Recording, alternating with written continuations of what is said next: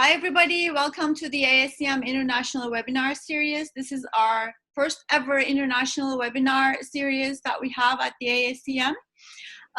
Thank you for joining us. If you're joining us now, please turn off your camera and audio so that we can save on bandwidth and we don't have any, hopefully, connection problems. And please feel free to use Zoom chat for your questions.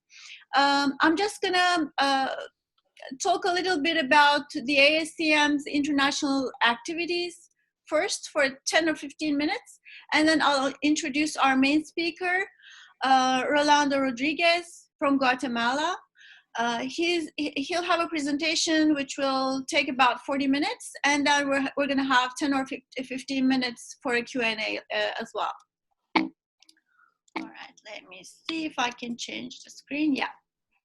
So I am the ASEM International Director. I'm also the Associate Professor at the Systems Engineering and Engineering Management Department at UNC Charlotte here in North Carolina.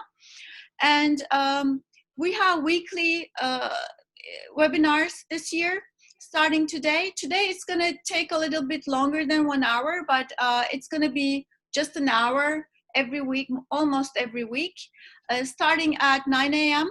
US Eastern Time from this point forward. And please take a note of my email address. If you have any questions, concerns, anything, you can always email me. Feel free to email me for anything. So as I said, the agenda today, first I'm gonna show you the list of our confirmed speakers so far. We're adding more speakers as we go along. And I'm going to give you an overview of the ASEM's international activities and future developments. I'm going to talk briefly about our international annual conference this year. And I'd like to start a conversation about how to increase international collaboration. Based on my own experiences, what are the opportunities and challenges related to that? And I'd like you to let me know, to contact me if you have any ideas for international collaboration as well. And then I'm going to introduce Rolando to you, and he's going to take the floor, and then we have a Q&A. These are our confirmed speakers so far, starting today. And then next week at 9 a.m., we have our past president, Geert Lettens, from Belgium. So we have people from all over the place, all over the world, which I'm very excited about. We're all about creating synergy between people from different places in the world. So Rolando is from Guatemala, Geert is in Belgium. And then a week after, on July 23rd, we have Abby Santanum from Ireland. And then we'll take a quick break for the month of August, including the last week of July, because we thought that people usually take time off in that month, around that time. Although during the pandemic, I don't know if we're gonna be able to go anywhere, but you might wanna take a little bit time off for yourself. So we're just gonna pause there. And then beginning the first week of September, we're gonna resume our webinars, weekly webinars again, starting with the ASEM International Section President from Pakistan, Azam Ishaq Chaudhry. And then on September 10th, we have Juan Pablo Lima from Colombia. A week after that, we have Errol Ozan from the United States. September 24th, we might have a speaker to be announced later on. And the first week of October, we have our current president, Simon Philbin from the United Kingdom. And this is hopefully to be continued based on interest. So if you'd like to be a speaker, or if you have somebody in mind that would be a great speaker for this series, please let me know. So let's start with our international activities around the world as the American Society for Engineering Management. If you look at the blue areas on this world map, those are the countries we have some kind of partnership with. So we have some understanding with a party or parties over there, starting with the red dots, which represent the established international sections that we have. Of course, the United States, we have our headquarters here. And then we have Brazil, the international section in Brazil, in Pakistan, in China, and we have an international section based in Belgium, but it covers all the 27 EU countries. So the EU has its own regional section. If you look at the green dots, those are other types of partnerships. They indicate other types of partnerships, such as maybe local test centers or developing sections, for example, from South Africa, certification programs, joint training programs, or joint conference efforts that we have. And the yellow dots are the ongoing talks that we're having right now with Guatemala, thank you, Rolando, Colombia, Egypt, and Australia. Now, what I'm going to talk about is what we do with them. Currently, we're looking at partnerships to start double certification programs. What double certification is that the international partner, local partner in that location of the world offers a unique, up-to-date engineering management related topic for certification. So they have their own certification program and they add the ASEM certification to it. So when a trainee goes through this program, the professional development program, let's call it, they take a test, and at the end they have two different certifications, one offered by the international partner and one the ASEM certification. We're also working on joint conferences as well, internationally. And we were supposed to have this International Engineering and Technology Management Summit in Istanbul this past June.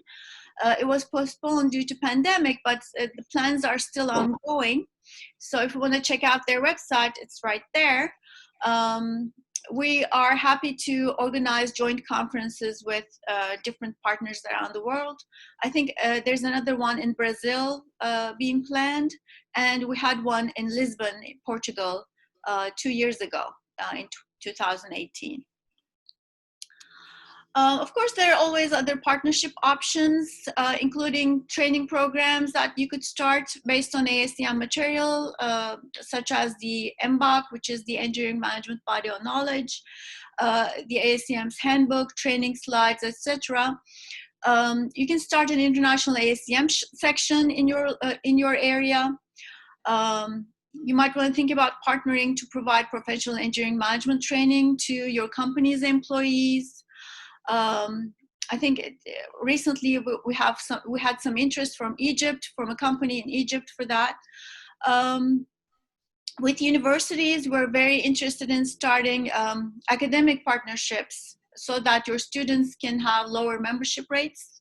We're very interested in corporate partnerships, partnering with corporations.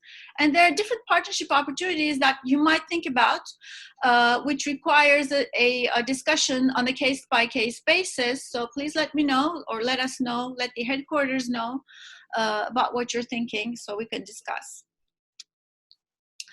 The International Annual Conference, which was supposed to be in Denver, Colorado this year, is going online. You might have heard of that. Please visit our website for more information on that. More details are coming up. But it looks to be an exciting conference format. We're going to have the regular sessions and workshops and whatnot, but we're going to have virtual tours, virtual networking opportunities with smaller groups, an international panel, and an international virtual tour, which will take place somewhere outside of the United States. So that's going to be exciting, I think.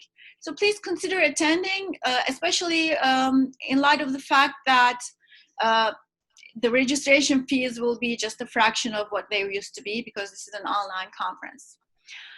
Also, our secretary, Greg Cedric, who is in charge of the student case competition, annual student case competition, and I are inviting international teams to this conference as well. So if you have a team of students you want to advise for this competition, this is basically the student teams are given cases to work on, and they present their results at the end during conference. Please consider this because it is going to be not expensive at all. And this is a chance for your students and for you to be a part of the ASEM. And I would be very happy to see a lot of different international teams from different places in the world. We had our first ever international team last year, and it was great. It included students from South Africa and Brazil in one team. So you might think about, including students from different countries or from just one country. So let me know, or let Greg know if you're interested in this. All right, so let's talk a little bit about international collaboration. What are the opportunities and challenges?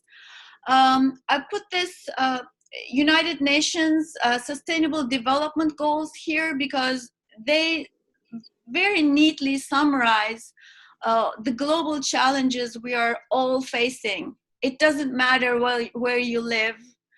Your country is experiencing at least some of this. So it changes from, poverty, issues with the health systems, health management, good health and well-being of people, which we're experiencing right now, quality of education, better land use, agricultural issues, clean water and sanitation issues, anything related to climate change, gender equality issues.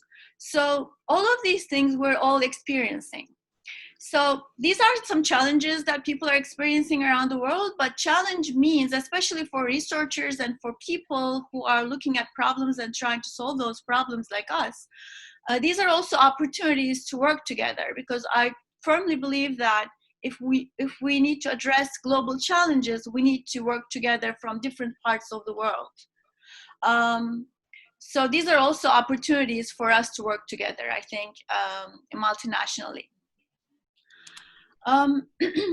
So why am I talking about global challenges all of a sudden? Because there's a role we play as engineering managers in addressing those global challenges, because integrating technical and management knowledge, integrating interdisciplinary areas together with our skills and knowledge about engineering management to address complex problems is what we do. So we have a say in all of that. If you look at Web of Science, for example, there is an ever-increasing number of articles in literature in the intersection of engineering management and all those global challenges. So just for me personally, from my personal experience, I've been working a little bit with some international research centers, including the Atlantic International Research Center, which includes member countries from all around the Atlantic region, around the Atlantic Ocean, from Africa, from the Americas, from Europe. And what we did was we organized together a summit last year in Charlotte, North Carolina, called the International Innovation and Commerce Summit, about energy, ocean economy, and sustainable development. So it was a forum for multi-sectoral and multinational collaboration opportunities. It was a forum for government, private sector, nonprofit sector, academic representatives. And at the end, the general feeling was all these challenges and job creation related to those challenges through research and innovation cannot be considered, cannot be addressed through silo thinking. So we have to have interdisciplinary, multi-sectoral approach to be able to address those challenges in a meaningful way. So we need international collaboration, be it for research, for education, for business. So there are many opportunities, and we shouldn't have silo thinking and blah, blah, blah, but there is not enough collaboration. If you look at the literature, there's not enough international collaboration or interdisciplinary collaboration still to address those global challenges and have some solutions at the local level. There are a lot of reasons for that, political issues, proprietary issues, and so on. But usually the main issue is the limited opportunities for international funding for international teams. So that was one of the challenges that we talked about at the summit as well. So my call to you is that if you're interested in multinational interdisciplinary collaboration, please let me know. There's a form that you can fill out, or you can just email me and I can send the link to the form if you let me know. Or you can just email me directly at ysireli@uncc.edu and let me know all of these things. What is your interest area? How would international collaboration help? If you have a specific research-related, education-related, business-related idea, what is it? Just let me know.